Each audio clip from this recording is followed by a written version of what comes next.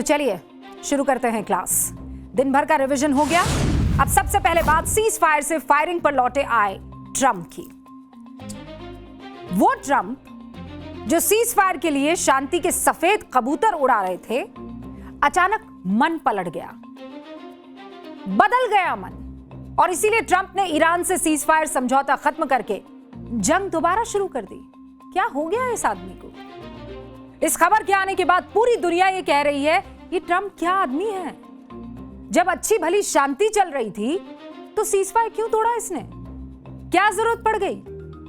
Donald Trump ने NATO summit के दौरान कहा कि ईरान के साथ सीज फायर समझौता यानी मेमोरेंडम ऑफ अंडरस्टैंडिंग अब खत्म हो चुका है और अब वो ईरान से कोई डील नहीं करना चाहते। इसके आगे ट्रंप ने कहा कि हमने पिछली रात ईरान पर जोरदार हमला किया, खतरनाक लोगों को निशाना बनाया। पिछले 24 घंटे में अमेरिका ने ईरान के 80 से ज्यादा सैन्य ठिकानों पर एयर स्ट्राइक की है और ट्रंप कह रहे हैं कि ईरान समझौते को लेकर अपनी जुबान से पलट गया है। हैरानी की बात यह है, ये बात कौन कह रहा है? ट्रंप, जो खुद ही सबसे बड़े पलटू राम हैं और इस युद्ध के दौरान सैकड़ों बार ऐसे पलटे हैं कि पलटी मारो भी अपने आप में वो शब्द हैरान है कि मैं इतना नहीं पलटा जितना ट्रंप पलट गया। सुबह कुछ कहते हैं, शाम होते होते कुछ हो जाते हैं। वो हिंदी फिल्म का कौन सा मशहूर डायलॉग है, वो डॉन को पकड़ना मुश्किल ही नामुमकिन है। डॉन को पकड़ना मुश्किल ही नहीं नामुमकिन है। लेकिन ट्रंप को देखकर पता है आपको क्या लगता है? ट्रंप को समझना मुश्किल ही नहीं नामुमकिन है। 17 जून को जब दोनों देशों में सीज फायर की घोषणा हुई तो पूरी दुनिया को लगा कि चलो भाई, ये तबाही, बर्बादी, तेल संकट, ये सब खत्म हुआ, समझ आ गई। पूरी दुनिया ने चैन की सांस ली। लेकिन अब ऐसा लग रहा है कि चैन की सांस से ट्रंप बेचैन हो गए थे। ट्रंप को शायद लगा कि आखिर इतनी शांति कैसे हो सकती है भैया? मिसाइलों की खामोशी अच्छी नहीं लग रही है, ड्रोन और धमाकों की आवाज नहीं हो रही, मजा नहीं आ रहा है। कच्चे तेल की गिरती कीमत से दुनिया को लाभ कैसे हो सकता है? मुझे मजा नहीं आ रहा। लेकिन ऐसा ही है या इसके पीछे कहानी कुछ और है? अमेरिका से लेकर यूरोप तक बहुत सारी रिसर्च आज हमने खंगाली है जो ये दावा करती है। ये शख्स आपको दिखने में ये लग रहा होगा कि अजीब विचारों वाला है, लेकिन बहुत चालाकी से पूरी दुनिया को युद्ध के मुंह में झोंककर अपना झोला भर रहा है ये शख्स। और मैं पूरी चालाकी आज आपको न्यूज की पाठशाला में बताऊंगी, एक एक करके एग्जाम्पल के साथ। तैयार है आप लोग? तैयार है। जब तक युद्ध चलेगा ट्रंप की तिजोरी में माल आता रहेगा, यकीनन माल आता रहेगा। और ये रिसर्च कह रही है, फैक्ट्स कह रहे हैं, रिपोर्ट्स कह रही हैं। यानी जो ट्रंप चुनाव जीतने के लिए एक नारा देते थे, कौन सा? First America first. क्या कहते थे? America first. अब क्या हो गया है? Pocket first. इस पर शिफ्ट हो गए। आज आपको ट्रंप का वॉर से लाभकारी वो बिजनेस बताऊंगी जो इनके लिए लाभकारी हो सकता है लेकिन पूरी दुनिया के लिए हानिकारक है। Is the ceasefire over? Is the ceasefire done? Is the MOU dead? I think it's over. I don't want to deal with anything but this scum. You know what scum is? America Iran को देखकर ऐसा लग रहा है मानो युद्ध नहीं कोई रियलिटी शो चल रहा हो। हम खबरों में अक्सर नहीं बोलते हैं, लौटेंगे एक ब्रेक के बाद, छोटे से ब्रेक के बाद। और ये लोग आपस में कह रहे हैं युद्ध शुरू करेंगे एक छोटे से ब्रेक के बाद। ब्रेक ही तो था ये। और इसकी स्क्रिप्ट ट्रंप अपने हिसाब से चेंज कर रहे हैं, कभी फायर कर रहे हैं, कभी सीज फायर कर रहे हैं। मतलब पिछले 20 दिनों में ऐसा क्या हुआ कि ट्रंप अपने समझौते से पलट गए? ट्रंप का दावा है कि खामनेई के अंतिम संस्कार के बीच ईरान ने हॉर्मुज में 3 टैंकर्स को निशाना बनाया। ये ट्रंप कह रहे हैं, जिसमें से एक टैंकर जो है वो कतर का था।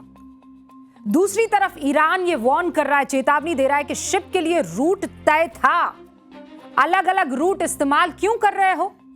सुरक्षा की गारंटी हमारी फिर नहीं है। ट्रंप दावा कर रहे हैं कि हॉर्मुज स्ट्रेट में जहाजों पर हुए हमलों के बाद ईरान ने समझौते की शर्तों का उल्लंघन किया है और इसीलिए यह एमओयू रद्द होता है। ईरान दलील दे रहा है कि अमेरिका ने हॉर्मुज में जानबूझकर दखल दिया है। ईरान के तेल एक्सपोर्ट पर फिर से बैन लगाने की खबर अब आ चुकी है। ईरान के विदेश मंत्री अब्बास आरगची ने यह कहा कि धमकियों के माहौल में बताइए कैसे कोई समझौता करेगा। नहीं करेंगे हम समझौता। अमेरिका को अपने पुराने समझौतों का सम्मान करना होगा, वरना नो समझौता। आप देखिए, पिछले महीने ही 17 जून को जिस MOU पर दोनों देशों ने साइन किए थे, ये तस्वीर, उसमें साफ साफ लिखा था कि अमेरिका हॉर्मुज में अपनी नेवी की नाकाबंदी हटा देगा। ईरानी बंदरगाहों पर लगाए गए किसी भी तरह के बैन को वो हटाएगा। लेकिन ट्रंप अपनी बात से पलट गए। अमेरिका के सेंट्रल फोर्स के मुताबिक अमेरिका ने ईरान में 80 से ज्यादा, जो सेंट्रल कमांड है उनकी, सेंटकॉम उसे कहते हैं, 80 से ज्यादा हमले किए हैं। अरे भाई, अगर कोई गलती कर रहा है, आपको लग रहा है कुछ गड़बड़ हो रही है, तो फोन किस लिए हैं? ये भाई साहब फोन कर करके तो बड़ा कह रहे थे ऑपरेशन सिंदूर रुकवा दिया, पाकिस्तान को मना दिया, ये कर दिया, वो कर दिया। एक फोन कर देते ना ईरान में, क्या हो रहा था? बातचीत से मामला निपटा लेते ना। पूछते तो सही कि क्या कर रहे हो, क्या गड़बड़ी हो रही है। छोटे छोटे बच्चे भी इस तरह से नहीं लड़ते हैं ट्रंप जी, जैसे आप और ईरान लड़ रहे हैं। ट्रंप की इस हरकत पर मशहूर शायर राहत इंदौरी साहब का एक शेर याद आ रहा है, सुनाऊं? अर्ज किया है, उस आदमी को बस एक धुन सवार रहती है, बहुत हसीन है दुनिया, इसे खराब करूं। सीज फायर खत्म करने से आज पूरी दुनिया पर क्या असर पड़ा है, पहले जल्दी से आपको यह दिखाती हूं, फिर क्या बताएंगे हम आज कि ट्रंप कितनी चालाकी से अपनी जेब भर रहे हैं। वो बड़ा खुलासा भी करूंगी, लेकिन उससे पहले आप ये देखिए कि कैसे दुनिया पर इसका असर पड़ा है, और फिर बताएंगे किस तरह ट्रंप मुनाफे का महायुद्ध चला रहा है। सीज फायर रद्द करने के बाद ब्रेंट क्रूड यानी कच्चा तेल करीब 6% बढ़कर हो गया है $78 प्रति बैरल। यह और बढ़ सकता है। यूरोपीय शेयर बाजार में 1.6% की गिरावट आई है। भारत में भी शेयर बाजार 2.2% की गिरावट के साथ 1677 पॉइंट टूट गया। सीज फायर खत्म होने की खबर आते ही मात्र 20 मिनट के अंदर यह मार्केट 1000 पॉइंट टूट गया। और एक्सपर्ट कह रहे हैं इन्वेस्टर्स को डर है कि अमेरिका ईरान युद्ध फिर से शुरू होने की वजह से एनर्जी पर बुरा असर पड़ेगा और महंगाई पर भयंकर असर पड़ेगा। स्ट्रेट ऑफ हॉर्मुज में ऑयल टैंकर्स पर ईरान के हमले के बाद 4 ऑयल और गैस टैंकर्स बीच रास्ते से वापस लौट आए हैं। कुवैत का 20 लाख बैरल कच्चा तेल लेकर भारत आ रहा टैंकर लीला वादिनार हॉर्मुज स्ट्रेट से वापस लौट गया है, और यह अच्छी खबर नहीं है। अब आपको एक चीज समझाती हूं। जब अमेरिका और ईरान के बीच मिसाइलें बरस रही थी, लोग जब बेमौत मारे जा रहे थे, कच्चे तेल में जो दाम थे उसमें आग लगी हुई थी, तब कैसे ट्रंप के दोस्त मोटा माल कमा रहे थे। सोची समझी कैलकुलेशन के तहत यह सब कुछ हो रहा था, और ट्रंप इसके बदले में तगड़ा कमीशन कूट रहे थे।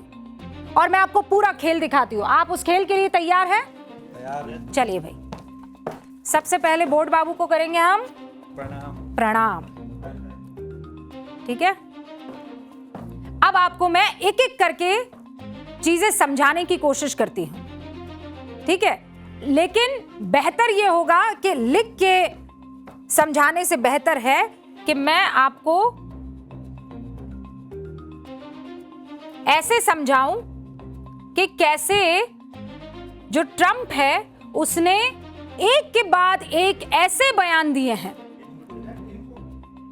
इस तरीके के बयान दिए हैं कि हालात, बस 2 मिनट दीजिए, ये आ गए, ठीक है?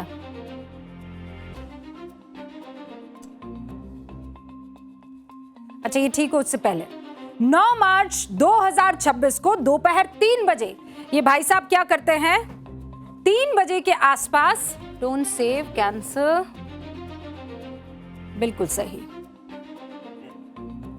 मार्केट का भेदी माल कमाए। कैसे? ट्रंप के बयान से तेल मार्केट पर कैसे असर पड़ा है, मैं एक एक करके आपको समझाने की कोशिश करती हूं। 3:16 बहुत ध्यान से देखिएगा, ट्रम्प का बयान आता है जो युद्ध है वो लगभग पूरी तरह से समाप्त हो गया। क्या कहा जाता है? युद्ध पूरी तरह से समाप्त हो गया। 3.16 से लेकर 3.39 तक कच्चे तेल का भाव क्या होता है? 14% गिर जाता है। फिर आप इधर आइए, 2:29 पर बड़े पैमाने पर ऑयल शेयर बेचे जाते हैं। इनको आप देखिए कैसे, मतलब बयान आया, क्या बयान आया कि पूरी तरह से युद्ध समाप्त हो गया है। कच्चे तेल का दाम गिरा, कितना परसेंट गिरा? 14%। और उसी वक्त बड़े पैमाने पर ऑयल शेयर बेच दिए जाते हैं।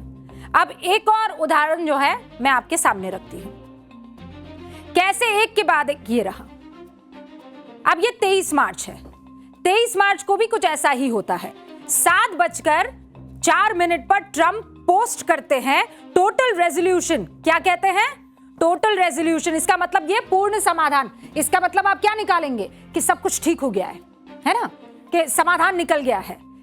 7:06, 2 मिनट के बाद क्या होता है? तेल की कीमत जो है वो 10% गिर जाती है। और फिर क्या होता है? 6:48 से 6:50 के आसपास ऑयल शेयर बेच दिए जाते हैं। ये कब की मैं बता रही हूं? 23 मार्च की। 23 मार्च को आप टाइम नोट कर लीजिए। एक ही झटके में करोड़ों करोड़ों रुपए आप अपने पॉकेट में दे देते हैं।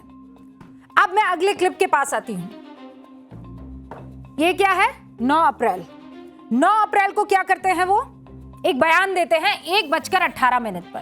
ट्रंप का टैरिफ लगाने का ऐलान आता है। 9 अप्रैल 2025 का बता रही हूं। फिर 1:18 पर वो बयान देते हैं। 1:19 पर शेयर बाजार में रिकॉर्ड तेजी देखी जाती है। फिर 1 बजे क्या होता है? यूएस ट्रेडर्स की बड़ी जो खरीदारी है वो शुरू हो जाती है। कुछ कनेक्शन समझ में आ रहा है?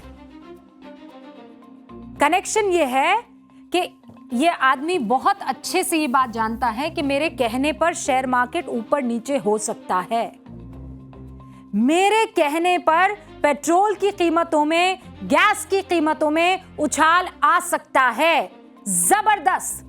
तो अपने दोस्तों को फायदा पहुंचा। और ये वो लोग थे जो शेयर खरीद रहे थे और बेच रहे थे।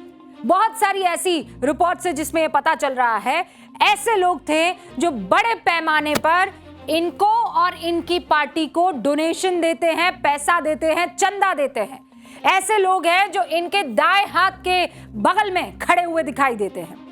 उनको बहुत बड़े लेवल पर फायदा पहुंचा है। एक इन्वेस्टिगेशन रिपोर्ट के मुताबिक फरवरी और मार्च के दौरान अमेरिका की बड़ी तेल और गैस कंपनियों के सीईओज ने लगभग $1.5 अरब यानी 13,300 करोड़ रुपए के अपने शेयर बेचे हैं। अमेरिका की बड़ी तेल और गैस कंपनियों के सीईओज ने लगभग $1.5 अरब यानी 13,300 करोड़ रुपए के अपने शेयर्स बेचे। युद्ध के दौरान की बात बता रही हूं, जो पिछले 15 सालों में शेयरों की बिक्री में सबसे ज्यादा है। इनमें से करीब 12 कंपनियों ने अब तक बिक्री के सारे रिकॉर्ड तोड़ दिए हैं। मई 2024 में ट्रंप ने तेल कंपनियों के सीईओ से अपने इलेक्शन कैंपेन के लिए $1 अरब देने को कहा और बदले में डोनाल्ड ट्रंप ने पता है क्या वादा किया कि वो ऑयल इंडस्ट्री को बढ़ाने के लिए इलेक्ट्रिक गाड़ियों और विंड एनर्जी पर पूर्व राष्ट्रपति बाइडेन की नीतियों को खत्म कर देंगे, लेकिन लेंगे कमीशन। ट्रंप कहते हैं क्या, वो क्या है मेरे हाथ में, ये पेन है। अच्छा, अगर लकड़ी का होता तो अंग्रेजी में क्या बोलते हैं? पेंसिल। हाँ, तो ट्रंप कहते हैं पेंसिल और फिर सीज फायर कैंसिल। ये सब हो रहा है। और क्यों हो रहा है? क्योंकि इसमें ट्रंप का फायदा है। क्या फायदा है वो आपको मैंने अभी बताया। तेल का खेल निराला है हुक्म, लेकिन तेल के टैंकरों के साथ कमाई का जरिया असला और बारूदों की इंडस्ट्री को भी बड़े लेवल पर बढ़ा देता है।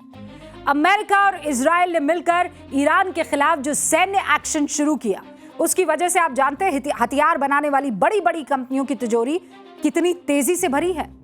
बम, मिसाइल, लड़ाकू विमान बनाने वाली कंपनियों के शेयर्स में 13 से 23% तक की तेजी आई है। अमेरिका ने पहली बार अपनी सेना और हथियारों पर खर्च करने के लिए करीब 95 लाख करोड़ रुपए का बजट पास किया। कितना? 95 लाख करोड़ रुपए का बजट। इतिहास में आज तक किसी देश ने सेना पर एक बार में इतना पैसा नहीं लगाया। डिफेंस कंपनियों की कमाई फ्यूचर में 22 से 25 गुना पर ट्रेड कर रही है। कैसे संभव है? डिफेंस इंडस्ट्री से ट्रंप फैमिली कैसे जुड़ी हुई है? अब आप इसे देखना चाहेंगे, उससे आप समझ जाएंगे। डिफेंस यानी वो सारा असला बारूद, ड्रोन्स, है ना, और उसका सीधा कनेक्शन युद्ध से। वॉल स्ट्रीट जर्नल और ब्लूमबर्ग के हेडलाइन के तरफ नजर डालिए, गौर से इस हेडलाइन को देखिए और खेल को समझिए। डोनाल्ड ट्रंप के दोनों बेटे एरिक ट्रंप और डोनाल्ड ट्रंप जूनियर एक ड्रोन कंपनी में निवेश करते हैं। इसी साल फरवरी के अंत में दोनों इस पावर यूएस नाम की कंपनी में सलाहकार के तौर पर जुड़ जाते हैं। 28 फरवरी यानी फरवरी की आखिरी तारीख अमेरिका ईरान पर हमला कर देता है। इस कंपनी ने खाड़ी देशों को ड्रोन इंटरसेप्टर्स बेचने की कोशिश की, हालांकि बातचीत अधूरी रह गई। अब फिर जून में अमेरिका ईरान के बीच सीज फायर हुआ। इस कंपनी ने अमेरिका की वायुसेना के साथ इंटरसेप्टर ड्रोन बेचने को लेकर सौदा किया और आज 8 जुलाई को सीज फायर टूट जाता है। अब इन डॉट्स को जोड़ने के लिए बहुत दिमाग लगाने की जरूरत नहीं है आपको। कॉन्फ्लिक्ट ऑफ इंटरेस्ट के तहत यह काम हुआ कि नहीं, आप मुझे बताइए, और हुआ तो क्यों हुआ? कुल मिलाकर कहानी साफ है। जब घरेलू राजनीति के मोर्चे पर आपके पैर उखड़ने लगे, अदालत आपके फैसलों को खारिज करने लगे और जनता की नाराजगी सड़कों पर फूटने लगे, तो अपनी कुर्सी बचाने के लिए इतिहास का सबसे पुराना और आजमाया हुआ नुस्खा काम कर जाता है। और वो नुस्खा क्या है? एक नया दुश्मन खड़ा कर दो। और यही किया ट्रंप ने, और इसका खामियाजा पूरी दुनिया को भुगतना पड़ रहा है।